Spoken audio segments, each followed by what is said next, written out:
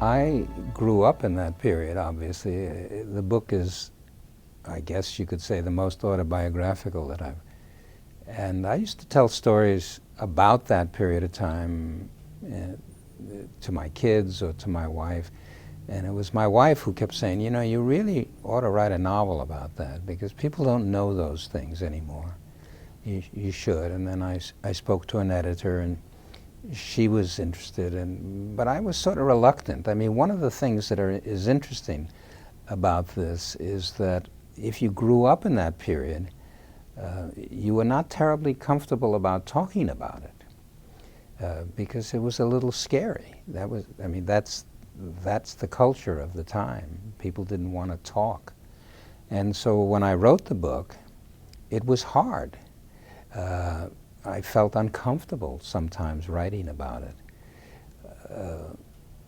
And curiously enough, when in the first draft of the books, it was quite close to things that actually happened, or about my family, or this, that, and the other thing. And the book didn't work very well. And I began to retreat more into more fiction, and then I could write the book in a more effective way. And at the same time, take things which were true and change them and fictionalize them so that they had more power. So in the end, the family in the story, and it's very much, I think, a family story, is a work of fiction. It's not at all like my family. Oh, I had an older brother who could be sort of pretentious, the way older brothers can be, but a better example is the character, the blind man, who's so important in the story. When I was a kid, 13, 14, I had a job reading to a blind man. And I think I got the job through the Boy Scouts. They would say, oh, we have a job if somebody wants it, and so forth. And his name was Mr. Smith. Now in the book that's not his name. And I changed it because Mr. Smith seemed too ordinary. I didn't know if even people would believe it. But the point is, I didn't have a particular relationship with this blind man. It was a job. I mean, I hoped I did it well. But in the book, he's very, very important. And he's an interesting character, not the way I experience Mr. Smith in reality. So I took that aspect that was real and turned it into something that's very important in the book, and I think very meaningful. I think the relationship between the boy and you know, the blind guy is really interesting and important. As interesting as his relationship to his father, and his relationship to his brother, and to his friend Cat. So I don't know. That's the way the book worked. So there are pieces of the book that are true, but on the whole, the work is a work of fiction. My description of classrooms and teachers, those are real. The description of the family, not real.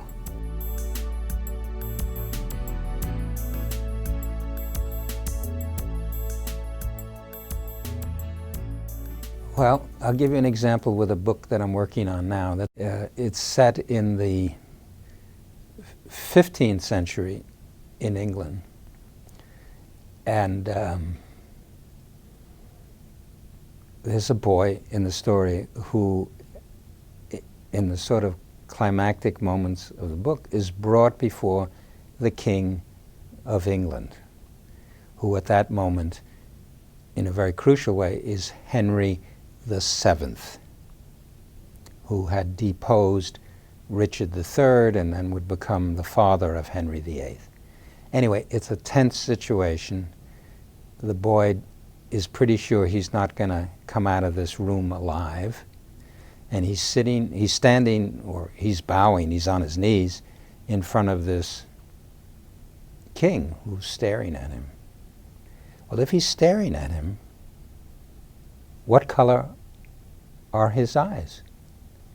How do I find out the color of Henry VII's eyes? And does it matter? I could have made up anything. But for me as a writer, it's extremely important to get as close to the facts as I can.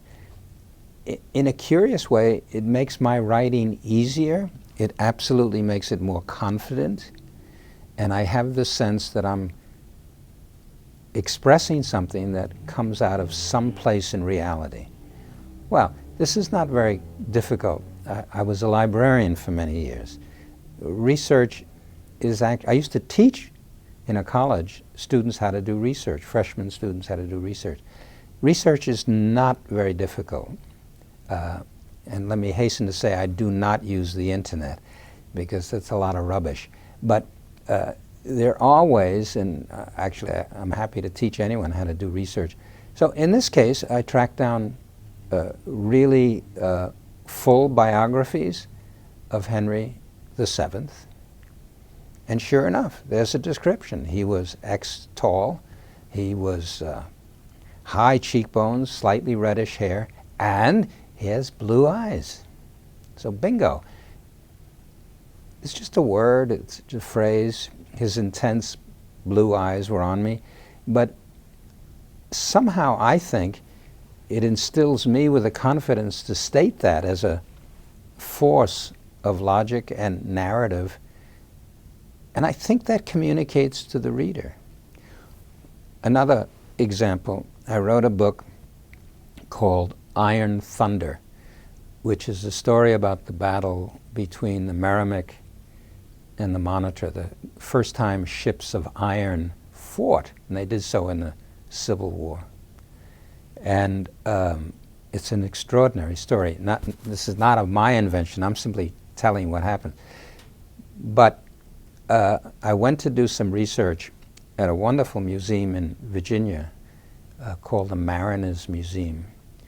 And they let me get to the captain's log and letters. And I was reading some letters. I mean, with the actual letters.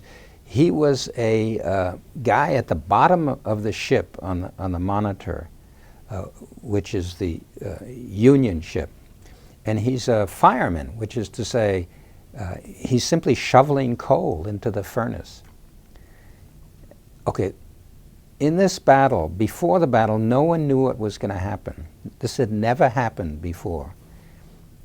And the day after, what was going to happen when shells, cannonballs, strike these iron ships? Would they splinter? Would they sink? And so here I turn this page, and this kid says, "Dear Mom, I'm okay. It was as if they were shooting spitballs at us." And I said, whoa, what a great thing in the context of writing for kids. And that's in the book.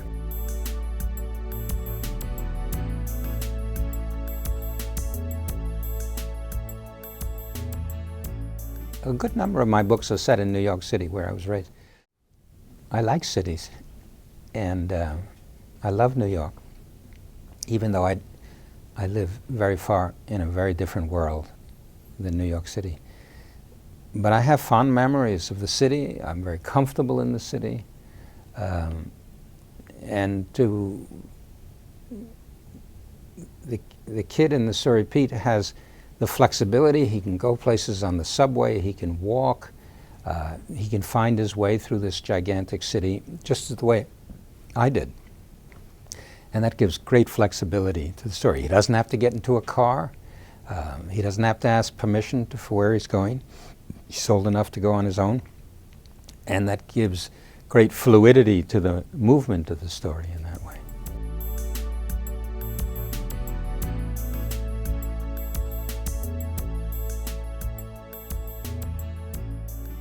I wrote Crispin, the Cross of Lead, that's the Newbery book, and then I did a sequel, and the sequel takes place in France.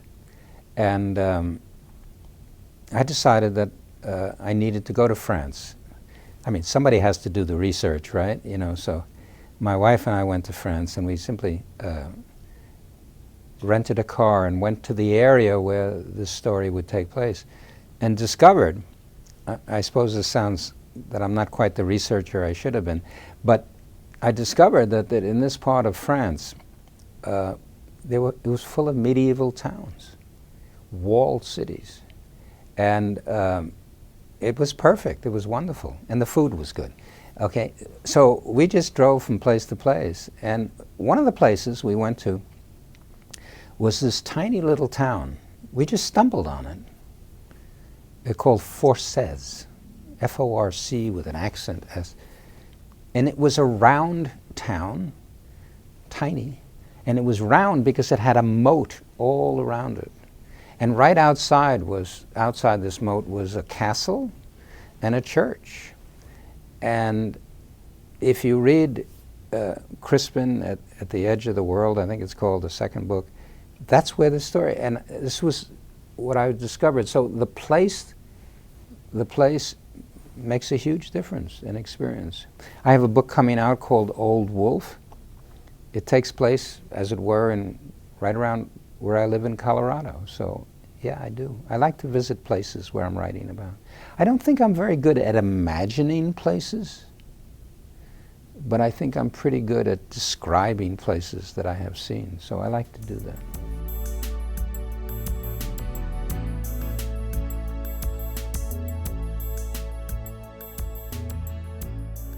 I have an editor who says I've never stopped writing plays. So if you look at the books, I think you'll see, first of all, there's a huge amount of dialogue. And a lot of the action goes forward in dialogue.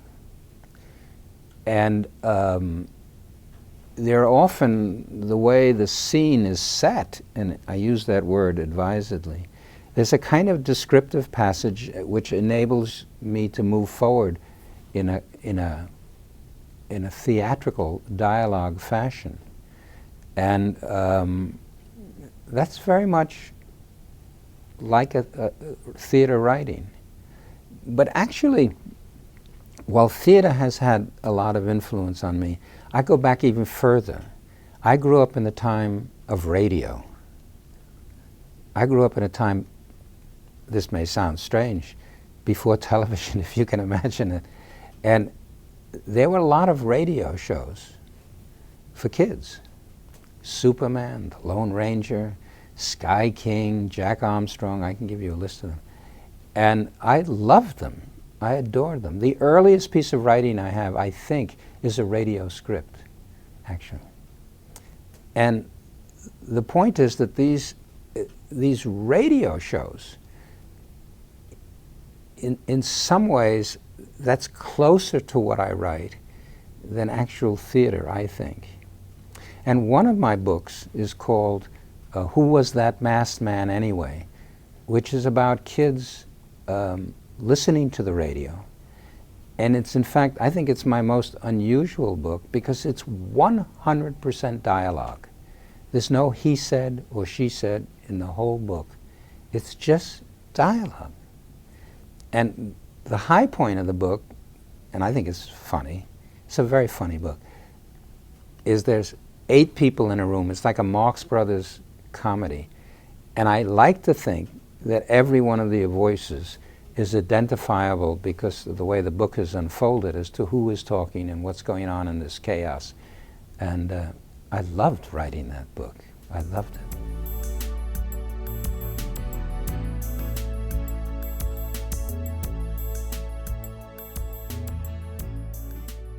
In a technological way, I mean, you begin to write by hand in school, pen and ink, not even ballpoint pens in my case. Then the typewriter, and then the computer. Now I'm skipping over the electric typewriter, which I never worked with, but I did go from the typewriter to the computer. And the typewriter quickly fell to the side, and the computer made a huge difference. I'm a strong believer that the greatest single invention ever invented by the human mind is the spell checker. I don't know why those people didn't get a Nobel Prize, but they should have. Anyway, the point is, writing is very laborious. People don't think of it as physical labor, but it is. And the computer reduced the physical labor a great deal. That's the good side. Now, the downside of that book is if you go and look at books in the age of the computer, they've gotten bigger. And I think that's because of the computer. It's easier to write a longer book, a huge book, with a computer than otherwise. And so how has it affected my work? I do many more revisions of a book. I will revise a book 70, 80 times. It's easier, and I like to think it's better because of that. It's also spelled better, okay? But, you know, when I work on the screen, I print material, and then I work on a page, the actual printed page, and I go back to the computer. It's back and forth, back and forth. And I think it's made my work better, I like to think, because you're much more, it's much more easier to make changes. It's much less labor intensive, absolutely.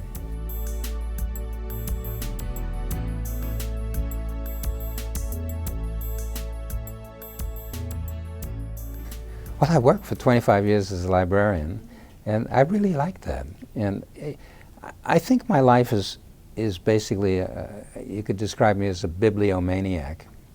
And so virtually all aspects of my life are connected to books. I'm a reader. I'm a voracious reader. I love to talk about books. I write books, obviously. There was a time even I tried to learn to bind books. I had this idea that, and I was going to print the book, I was going to write the book, I was going to print the book and bind the book, and then I could truly say, this is my book. Okay, I didn't do that, but I tried. And, but that's what my world is all about, books, books.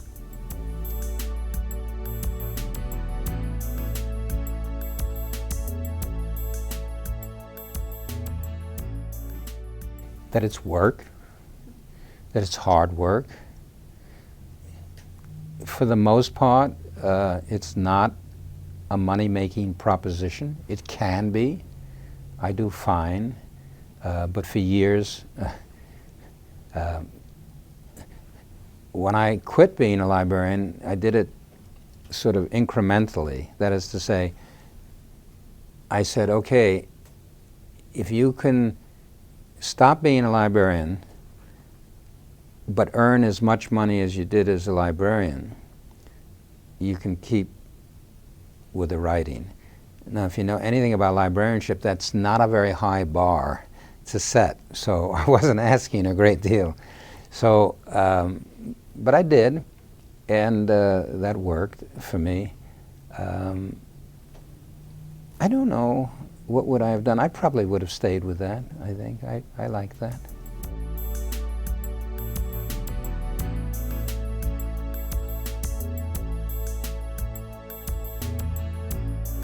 When you have a problem such as dyslexia or dysgraphia, very quickly the problem stops being educational and becomes personal. You turn against yourself, you get angry at yourself, you're frustrated, you think you're stupid, you lose confidence, you think you can't do X, Y, and Z. There's a lot of anger in your life. There's a lot of frustration because you try and you try and you're not succeeding. And if there are people who are not sympathetic about that, you're always being told you're not doing things very well. In my case, constantly being told I'm careless, I'm not paying attention, I'm not working hard enough, and all of that stuff. And you try, and you just, there's a level even of embarrassment because you keep making mistakes or you're a terrible speller. And in my case, I had a twin sister who was very bright and an older brother who thought he was a genius, you know, that sort of thing. So it was frustrating to me. So what do? I try to share with young people my understanding of these frustrations and try to suggest, not just to kids but to the teachers, that we all have aspects of our lives that are off-kilter, different, and you just learn to accept these things. Now that's easier said than done, but it's an aspect of trying to come to grips with what you have and developing compensatory skills. Kids who are dyslexic, kids who are dysgraphic, for example, are great listeners. When I take a new book to a class, I'd much rather go to a class of kids who are struggling with reading because they listen so much better than those kids who don't have these problems. And they're sharper, they remember things, and they have that capacity, which some kids who are more accomplished in these areas do not have. So when I was living in Denver, there was a school for kids who had reading problems. And that's where I would go to read my new books when I was working on them, because they listened. I mean, they were squirmy because they ADD and so forth, ADHD but they were so sharp and they listened so well. And even their restlessness was helpful to me, because when I would read a passage or a section and they started to squirm, then I could say, this section of the book is not as tight as it should be, and I'd mark on I'd always work with a pencil in my hand, I'd mark on the side. And so they were great teachers to me as to what was going on in my own books. So, you know, in my own case, it took me a long time to figure out what it was that I had. I didn't know this as a kid. And it reduced the level of my stress, of anger, and made me say, okay, that's who I am. That's the way it's going to be.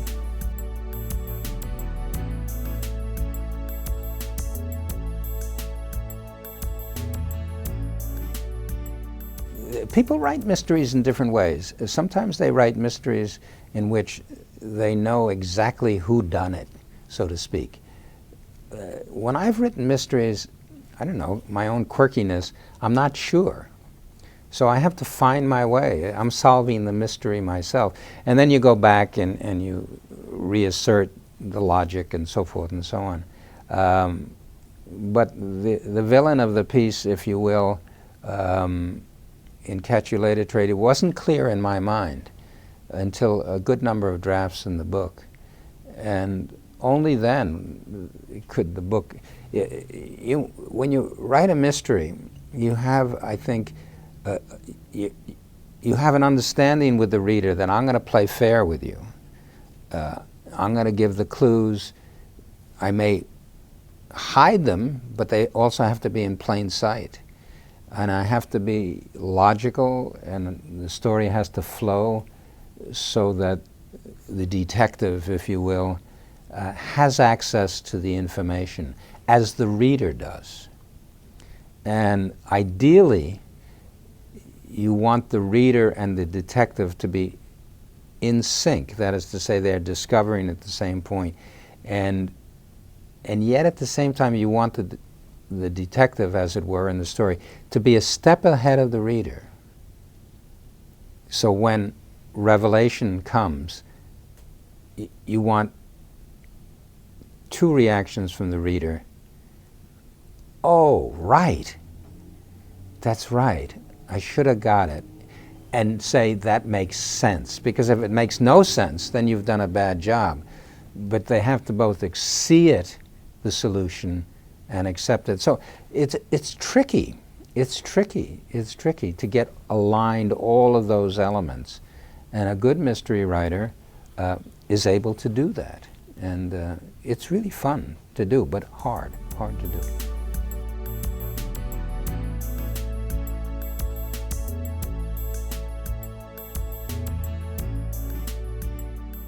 I was raised as a feminist. My mother was a feminist. You know, it's a complicated subject. I mean, you talk about biology, but you talk about culture. I'll give you an example of how this works. Sometimes when I work with classes and kids in class, I say, okay, everyone take out a piece of paper and a pencil and so forth. Okay, everyone write all the colors, the words for the color blue that they can think of. And the boys write blue, dark blue, light blue. The girls will have many more variations of blue. So, how come? Are the eyes of girls biologically different than boys? No. So how come they see different colors of blue than you do? Or the famous thing, which I don't even believe is true, that the Eskimo language has 42 words for variations of the shade of white. It's sort of a cliche. But it's not really a cliche in the sense that if you live in an environment of snow, then you're going to perceive 42 variations of that snow, correct? The same token, I say to the same class of boys and girls, okay, now write down all the positions of a football team. Boys write all the positions, girls, quarterback, etc. Why? So that it has to do with the culture of seeing, which I believe in very strongly, that the way we see the world comes out of who we are, both gender-wise, because girls are taught color in terms of dress, environment, more than boys. It's not that the boys can't do that, but they're not taught that way. Okay, so to get back to your original question, how can I do that? If you accept the notion that much of what we call girls' culture and boys' culture is something that they are taught consciously or unconsciously, then I, as an observer, can consciously learn female culture. Therefore, in writing these stories, a Sophia, a Charlotte, a Willa from City of Orphans, I have taken the time to try to learn this culture. And I like to think that I have succeeded to some degree.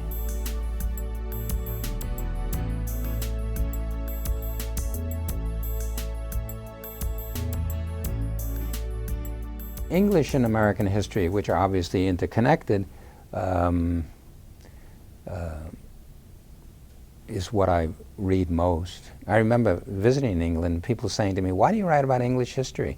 And I like to point out that American history is, in the background, is English history. It's connected. I mean, we were at one point one country in a sense. So it's really my history too as well.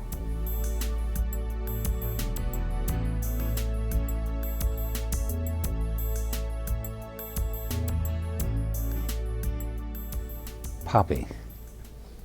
I was living in Oregon, and I was browsing at a place that I like to browse, in a bookstore, in the cheap book sections, the remainder section. And I simply picked up a book that was written, I wish I knew the title, I wish I knew the author.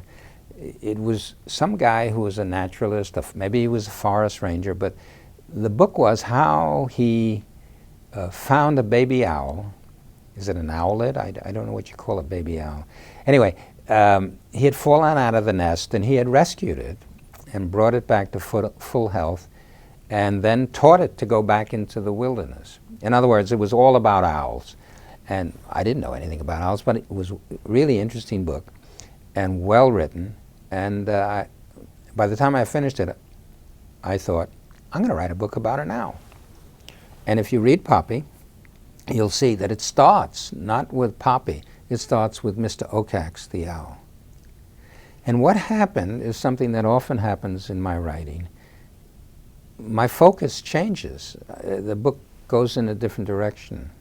I love to quote Robert Frost, the American poet, who said, "If there are no surprises for the writer, there are no surprises for the reader." And sure, I was interested in Mr. Okax, but then I got interested in the mouse that he was trying to eat, and that was Poppy. And out of that, the whole book shifted, and I wrote the book Poppy. Now, it didn't begin, it wasn't a series, except if you get to the ending, there's a little tiny jump in the ending in which it makes reference to the character Rye, and then it says, but that's another story. And that was the first inkling that there might be some other stories, but I hadn't really planned it that way. So then, in fact, I did later write Poppy and Rye, which was the third book in the series. And then I realized that the character who is sort of embedded in the story and so important is Ragweed, who dies in the first pages of Poppy. So I went back and wrote the book Ragweed to explain who he is and what he is. And then I just kept on. I just loved the characters so much. And in many ways, I mean, people, you talk and other people have talked about how Catch You Later, Traitor is autobiographical. But believe it or not, the Poppy books are also autobiographical, but only in the sense of they are part of my family and my kids. And there are many things in there that are connected to that. And for that matter, people say, I think the character of Erith is based on you. And they say, well, I don't know about that, but maybe a little bit. So, but he's a great character. So I'll take, if people reference me to him, he's fine.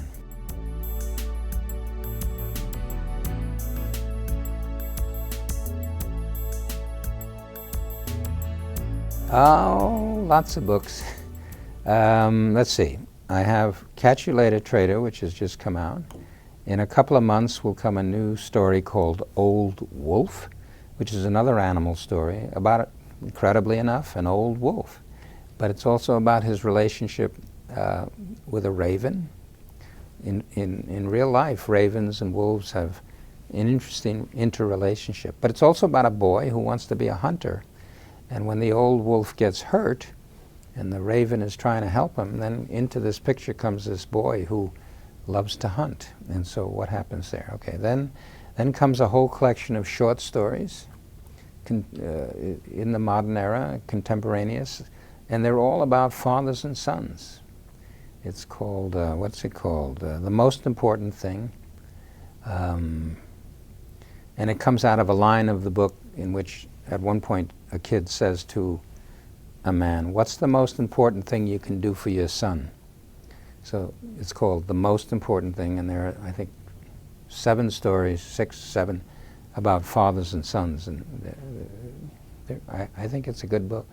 And then there's a ghost story called School of the Dead. How's that? School of the Dead. I mean, it's a bit of vampires. Can you imagine me writing about vampires? It's not really, but I mean, it's a ghost story. And it was fun to write, and there's that. And then I'm currently working on another medieval novel. Then I have a novel, Promised, that starts in England, winds up in America. Then another one about something that happened in the United States. Anyway, so lots of things. It sounds like you're very busy. Do you ever plan on retiring? I hope not. I like to write. And as long as people enjoy my books, I don't know why I should stop.